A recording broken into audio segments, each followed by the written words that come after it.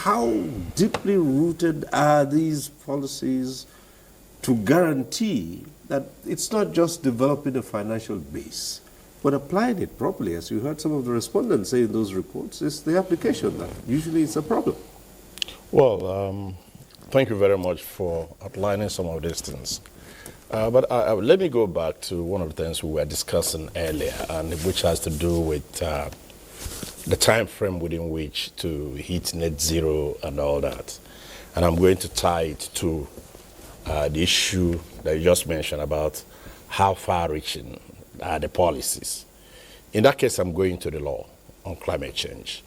You know, before the former president made the pronouncement, by the time he made the pronouncement during COP26 in Glasgow about us hitting net zero by 2060, by then the law had not been signed, had not assented to the Climate Change Act. But I know that in the Climate Change Act, we realized our position, and therefore we thought very far and said we were going to hit net zero between 2050 to 2070. That's what the law says. So this other one we'll be talking about 2060 is just in between. Mm-hmm. That's not to say that we're going to relax, you know, but we're going to work towards that. Now, on the issue of far-reaching policies, yes, there are policies in place. And, you know, we have a problem when we put in policies and then they suffer somersault. And that is why we have a law. There's an act on climate change that has, you know, exhaustively outlined approaches to be adopted. Of course, contained there is this issue of sovereign bond.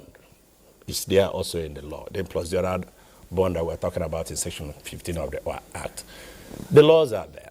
All we need to do is to ensure that we implement what is contained in the law in such a way that it's clear to people that these are the things we're supposed to do. Climate change is not something that starts today and ends tomorrow. And that's why that you also, I'll perhaps again refer to the law, that we realized this and said, we have to make provisions for this to be taught in primary school, for this to be taught in secondary school, and for this to be taught in the tertiary institutions. It's in section 26 of the Act. And we didn't stop there. We also said, look, if you finish, as is contained in section 22 of the Act, that every ministry, department, and agency of government should have a climate change desk that is chaired by somebody not below the rank of a director. So if you look at these things and look at the fact that Mr. President has done well in exercising leadership as far as climate change issue is concerned, recall that when he delivered his first appropriation bill or budget address to the National Assembly, if you go to sections 23, 24, and 25 of that budget address, you will find where he said specifically that government was going to use climate change as a way of, you know, supporting investment. So from the approaches that he has adopted and the actions he has taken as a leader, you will recall that after that speech, he came to Dubai, participated in several meetings, enacted the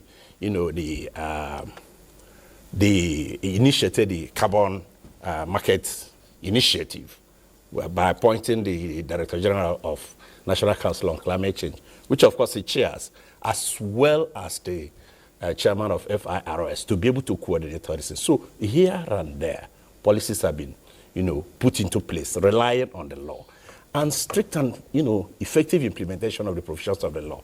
These things have the potential to guide us towards achieving these outlines that are stated in Section 1 of the Act.